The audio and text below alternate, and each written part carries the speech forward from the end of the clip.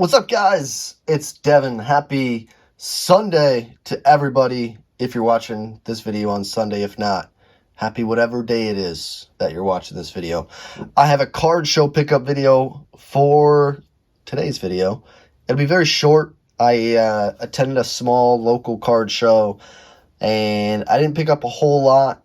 Did a couple small trades and purchased a few things, but definitely on the smaller side as far as total cards. So because of that, and I don't have that many things, it's not going to be a long video. I'll kind of go more in depth about my value or expected sales for some of these items, and then what I ended up purchasing them for. So it can kind of be a little bit more in depth than I typically do. I was set up as a dealer. I had one table. I brought 3 showcases and just filled that with singles. I did not bring any of my value boxes. Typically, I have 3 different value boxes. I have a $1 box. I have a $2 to $9 prices marked, and then a $10 to $20 prices marked box. And then typically anything that's like higher than 20, I keep in my showcases. If I fill my showcases, then sometimes I have an extra box of stuff that's $20 and up that doesn't fit in there. But yesterday was very simple, just 3 showcases. It was the Legends card show, which Legends is a card shop in Grand Rapids, Michigan, where I am local to. They are currently in the process of moving locations of their card store. So while they're doing that, they are hosting card shows in their new location while they're doing renovations, because it's kind of like a big open space. So I want to say there was like roughly 100 plus tables yesterday. That could be off. It might have been 80. I'm not entirely sure, but this is what I picked up. We'll start with a couple of trades first. This was just a 2-for-1 plus cash. I got this Luol Deng and some cash. I gave up a Luka rookie and I gave a Kobe Bryant rookie up. I thought this was really sweet. It's a 2004 Exquisite limited logos patch autograph. This for Luol Deng is actually his rookie year in 2004. This is the second year of limited logos, if I'm not mistaken. 2003, LeBron's rookie year was the first year for limited logos. And correct me if I'm wrong on stating that. I'm still learning things, so I believe it's the second year. But I just thought the patch was beautiful. It was a nice and bold on-card autograph. PSA 8 is pretty solid for Exquisite as far as I'm concerned. And then it's kind of a bonus that it was bookends, so 50 out of 50 on the serial number there, which is kind of cool. But I think anytime you can pick up an Exquisite, especially if it's rookie year, the patch is nice, auto looks nice, graded 8 or higher by PSA. I don't think you can really go wrong. So that kind of made sense to me to pick that up in a trade. I valued this, I think, at $520. Fortunately, there was an exact sale in like December of 2023 of a PSA 8, same year, same serial number, out of 50, not the exact same card, but similar patch, on-card auto, PSA 8. So it's kind of easy to put a value on that guy. The second trade that I did, don't really do this very often, but since I was at a local card show, the person who was set up across from me at my table, who also had their own table, was somebody that I actually went to high school with. I graduated with her in my graduating high school class. She was there with her family. So they all really like Pokemon. I had a Sabrina's Gengar PSA 7 holo, and I just wanted to give them the opportunity to do a trade with somebody that I knew from high school, which I thought was pretty cool. I don't think I've ever seen anybody at a card show that I used to know when I was younger. So I just wanted to get a deal done. I knew that they liked Gengar, so I just kind of let them choose some stuff out that they wanted to trade. I wasn't too worried about value in this scenario because it's kind of fun. For the most part, a lot of the deals that I do are based off of gaining value or maybe getting out of something. So it's kind of fun, a little unique, trying to do a trade with somebody that I knew. It was kind of more fun just going back and forth. And so this is kind of the stuff that I picked up. I think I actually did a little lower in value. I had the Sabrina's Gengar valued at $110. I think all this stuff totaled up to like $100.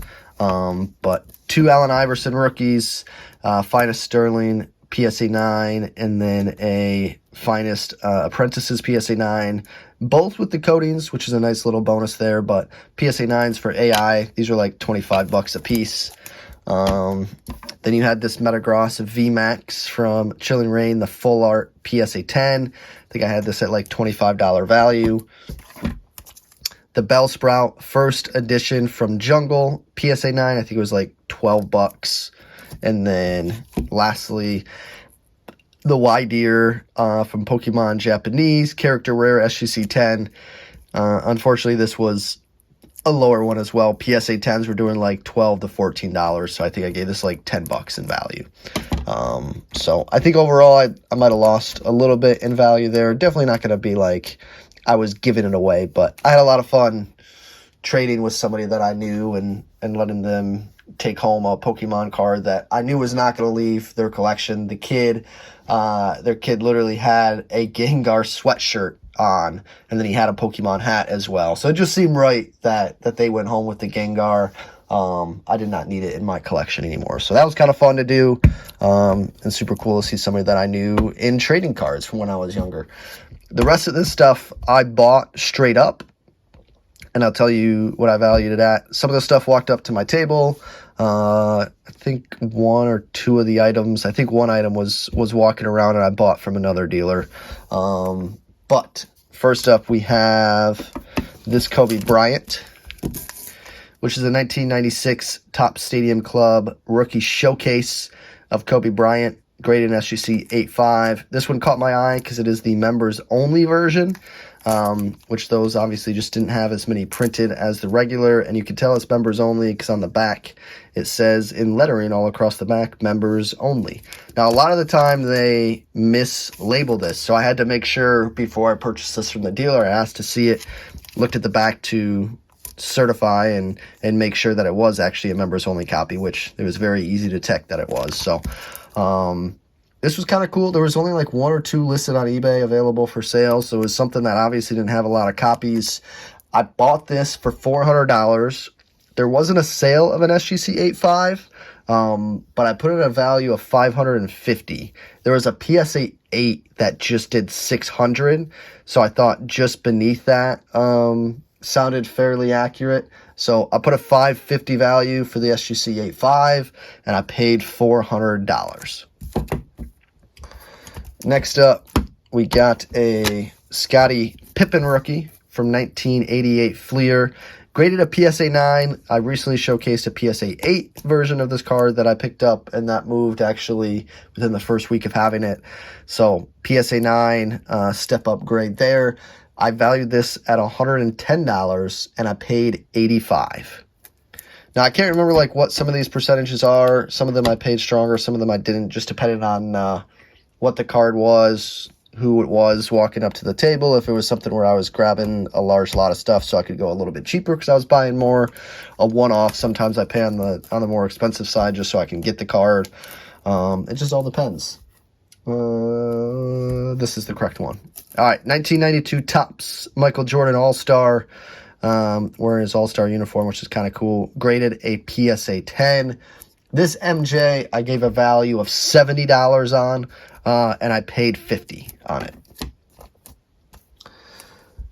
After that, we have one that I kind of took a gamble on heading into the NBA playoffs. This is going to be a 2021 Panini Flawless Zion Williamson, a gold parallel, so numbered 6 out of 10 there, with the diamond in there. Still with the Panini seal on it, which is nice. I've learned more recently that a Panini sealed is actually more valuable than a PSA 8. Some even argue it's more valuable than a PSA 9, which is very interesting to me. So it definitely is valuable to keep the Panini seal on there. This Zion recently, from a different year, sold for $286, but then 2 months prior only sold for $100. So I kind of took a gamble that he had increased in value. The Pelicans have a chance to make a playoff series here this week, so I gave it a value of $280 to match that last sale, and I paid $190. So I definitely played on the lower side, but it was in between basically the two sales. In between the $100 and the $280 was basically smack dab in the middle. So I took a gamble on the value.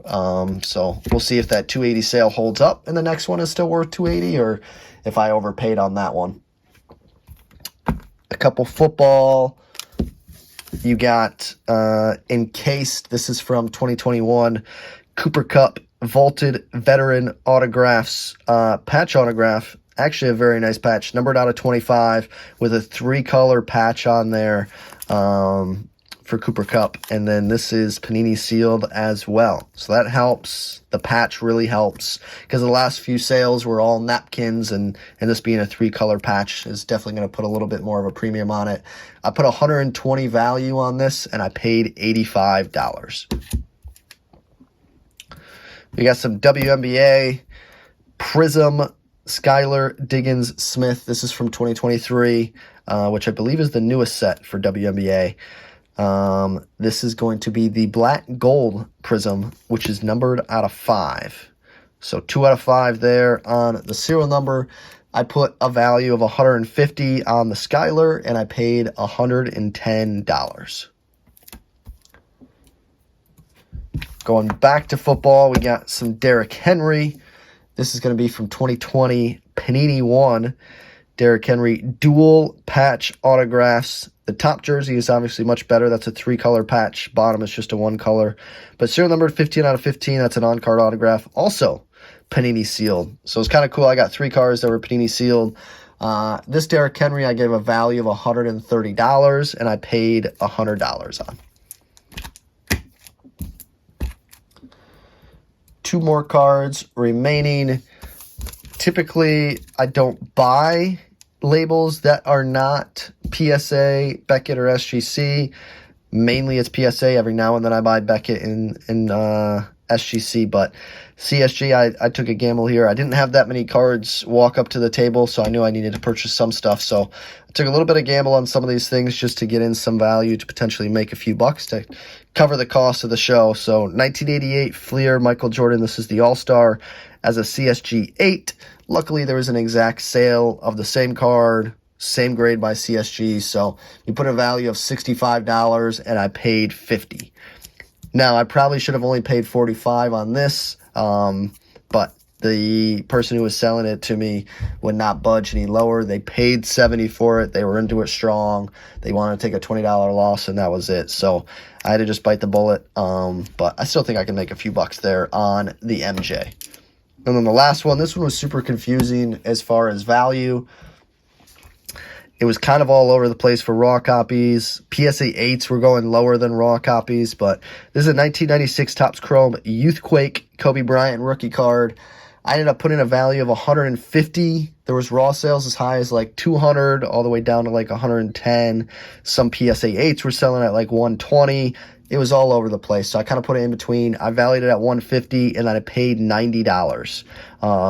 So a little bit of a gamble here. It could sell for $110, $120, and I'll get close to breaking even on my $90 after fees and shipping.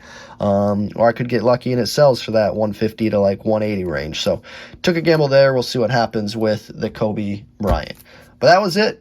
Like I said, I didn't purchase a whole lot. I think that was 9 items that I bought straight up from the show. The majority were walking up to the table. It's kind of slow for buying at the table for the show. I probably should have brought more of my value boxes and less of my high-end singles for the showcase. But that's a lesson to learn for me for next time for this show. But that was everything. Hope you guys enjoyed this shorter version of a card show pickup video. Everybody have a great day, and don't forget to smile. Later, guys.